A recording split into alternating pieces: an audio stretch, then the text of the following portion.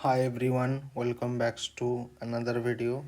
तो आज हम कॉन्स्टिपेशन के बारे में सीखेंगे। ठीक है।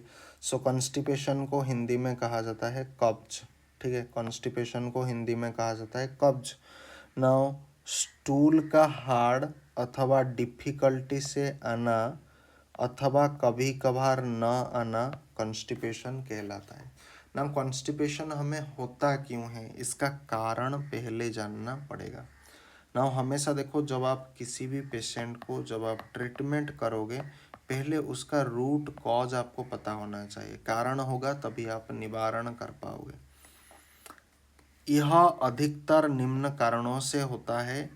भोजन में फाइबर की कमी के कारण कंस्टिपेशन होता है। तो कंस्टिपेशन को ठीक करने के लिए आपको क्या करना पड़ेगा, इसका उल्टा करना पड़ेगा। क्योंकि भोजन में फाइबर की कमी होने से आपको कंस्टिपेशन हो रहा है। तो कंस्टिपेशन को ठीक करने के लिए आपको फाइबर रिच डाइट खाना चाहिए। फाइबर रिच डाइट, तो इसके ऊपर एक वीडियो मैं लाऊंगा। पानी के कम यूज करना, जब आप बहुत ज़्यादा कम मात्रा में पानी लेते हो उसके कारण भी कंस्टिपेशन होता है। तो आपको करना क्या है, ज़्यादा वाटर ड्रिंक करना है, खास करके ल्यूक वार्म वाटर। ठीक है। भोजन में फलों तथा सब्जियों की कमी, तो आपको करना क्या है, भोजन में फल और सब्जी को ऐड करो। मतलब जितने भी ग्रीन लिफी वेजिटेबल है उसको क्या करो, अपनी डाइट में शामिल करो। एक्सरसाइज की कमी, एक्सरसाइज की कमी मतलब लैक ऑफ एक्सरसाइज। तो आप अच्छे से एक्सरसाइज करो, क्योंकि एक्सरसाइज करने से ये चीज़ ठीक होगा। प्रेगनेंसी में कॉन्स्टिपेशन होता है। अब इसका यार ऑल्टरनेटिव आप नहीं कर सकते हो, क्योंकि दुनिया चलाने के लिए लोग को प्रेग्नेंट तो होना पड़ेगा। ठीक है। तो आप इससे भाग नहीं सकते हो। जैसे मैंने कहा था, फाइबर की कमी हो रहा है तो फाइबर खा लो। पानी की कम यूज़ करते हो तो उसके कारण कंस्टिपेशन हो रहा है। तो ये मत सोचना कि प्रेगनेंसी के कारण कंस्टिपेशन हो रहा है तो प्रेगनेंसी को ही बंद कर दो। इसका सल्यूशन ये नहीं है। तो प्रेगनेंसी में अगर गर्भावस्था में अगर कंस्टिपेशन हो रहा है तो यहाँ पर उसका ट्रीटमेंट किया जाएगा, ना कि इसको बंद किया जाएगा। ठीक है, वरना संस्था बंद हो जाएगा। एंजाइटी डिप्रेशन, हाँ, एंजाइटी डिप्रेशन अगर चिंता हो रहा है, अवसाद हो रहा है, तो इसके लिए बहुत सारे स्पिरिचुअल मेथड होते हैं। ठीक है, थोड़ा मेडिटेशन करो, थोड़ा भजन सुनो। हाँ, बहुत सारी चीज़ें हैं, भजन होता है, थोड़ा सॉन्ग, रोमांटिक सॉन्ग आप सुन सकते हो। ठीक है, थोड़ा बाहर टहल सकते हो। तो चिंता, अवसाद, ये जितने भी मतलब मेंटल इलनेस होता है, ठीक है, आजकल के ऑफिस में बहुत ज़्यादा वर्कलोड होने के कारण हो सकता है। कई बार कुछ लोग काम करते हैं, इसके चलते भी मतलब उनके ऊपर एंजाइटी, चिंता बहुत सारे रहता है। ठीक है, सोशियो इकोनॉमिकल स्टेटस मेंटेन करने के लिए चिंता होता है। मनी ठीक से नहीं फ्लो हो रहा है, इसके लिए भी चिंता हो सकता है। कई व्यक्ति होता है आपको ब्लैकमेलिंग, थ्रेटनिंग करता है, इसके कारण भी हो सकता है। तो ऐसे लोग से दूर रहो। मतलब आपको गुड एटमॉस्फेयर क्रिएट करना पड़ेगा, गुड एटमॉस्फेयर। इसके लिए स्पिरिचुअल आपका बहुत बड़ा, स्पिरिचुअल तो आपको मार्ग पर जाना ही पड़ेगा। Now what are the sign and symptom. ठीक है, साइन एंड सिम्टम मतलब क्या होता है, स्टूल पासिंग एब्सेंट होना। मतलब जब कॉन्स्टिपेशन होता है तो कॉन्स्टिपेशन में स्टूल पास नहीं होता है। अगर होता है बहुत ज़्यादा दर्द फील होता है। Pain, abdomen and cramps. Pain में क्या होता है, एब्डोमेन मतलब आपके बेली वाला रीजियन। ठीक है, वहाँ पर पेन होता है। क्रैम्प आता है मतलब मरोड़ टाइप का फीलिंग होता है।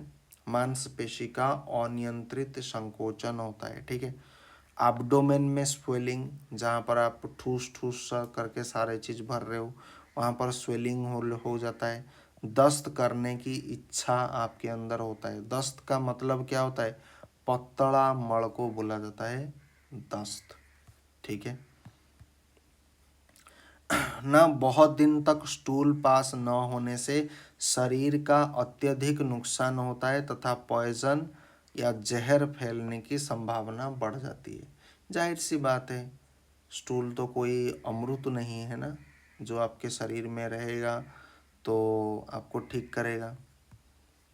सो ट्रीटमेंट इसका क्या है? कॉन्स्टिपेशन यानी कब्ज से बचने हेतु उच्च फाइबर युक्त भोजन करना चाहिए, पहले मैंने बता दिया था, तथा ज़्यादा से ज़्यादा पानी का उपयोग करना चाहिए। Sufficient amount of water drink करना चाहिए, खास करके ल्यूक वार्म वाटर। ठीक है, ये आपको यूज करना पड़ेगा। अगर किसी भी प्रकार की दवा से कंस्टिपेशन हो तो दवा को बंद करना चाहिए।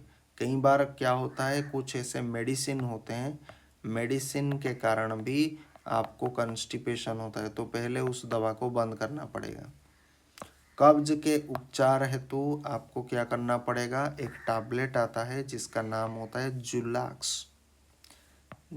जुलाक्स, ठीक है। इसमें क्या कंपोजिशन रहता है? बिसाकोडाइल। बिसाकोडाइल इसमें रहता है। सो 2 गोली 2 टैबलेट 8 नाइट आपको लेना चाहिए। 2 गोली रात को सोते समय गुनगुने पानी के साथ देना चाहिए। 2 टैबलेट लेना चाहिए।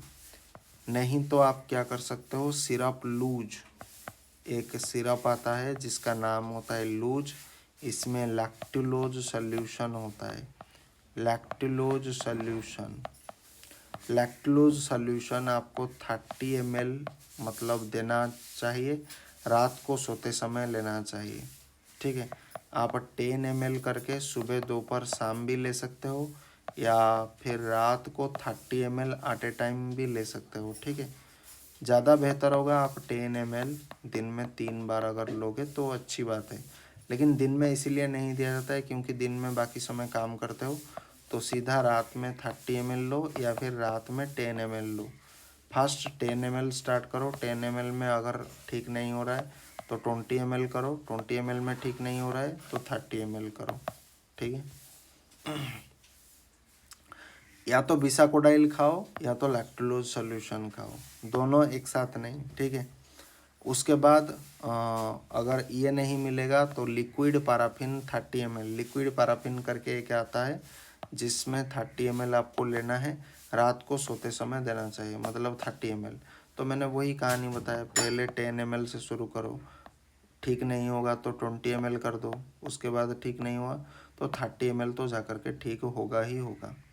अगर रिलीफ ना हो, मतलब ऐसा भी हो सकता है कि इतना करने के बाद भी अगर रिलीफ नहीं आए तो आपका कंडीशन ज़्यादा सीवियर है, तो 500 ml साबुन का जो पानी होता है, नॉर्मल जो सोप का पानी होता है, या फिर 30 ml ग्लिसरीन एनिमा के तौर पर दिया जा सकता है।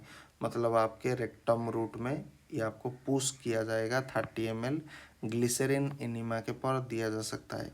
अगर कॉन्स्टिपेशन आपको हर रोज़ हो रहा है, मतलब क्रोनिक कॉन्स्टिपेशन है, तो आपको इसाबगुल खा लेना चाहिए, अथवा पेट सफा करके जो आता है उसका उपयोग भी किया जा सकता है। किसी भी एक लैक्सेटिव को लंबे समय तक इस्तेमाल ना करके लैक्सेटिव को बदल लिया जाना चाहिए। जब आपको कॉन्स्टिपेशन होगा, कभी आप बिसाकोडाइल खाओ, कभी आप लैक्टुलोज सॉल्यूशन लो, कभी आप लिक्विड पैराफिन लो। ठीक है, ऐसा नहीं कि एक चीज़ आपको हमेशा रिपीट करना चाहिए। लैक्सेटिव को हमेशा लंबे समय तक, अगर आपको लंबे समय तक कॉन्स्टिपेशन रह रहा है, आप एक क्रोनिक कॉन्स्टिपेशन पेशेंट है, तो हमेशा लैक्सेटिव को बीच बीच में बदल लेना चाहिए। नोट करने वाली बात क्या है, हाइपोथायरॉयडिज्म जो पेशेंट होते हैं, हाइपोथायरॉयडिज्म जिनका थायराइड ये लो होता है, कॉन्स्टिपेशन जनरली देखा गया है कि हाइपोथायरॉयडिज्म पेशेंट में कॉन्स्टिपेशन रहता है। इसीलिए थायराइड लेवल का तथा TSH का लेवल नॉर्मल आपको रखना चाहिए, क्योंकि हाइपोथायरॉयडिज्म अगर होगा तो कॉन्स्टिपेशन होगा।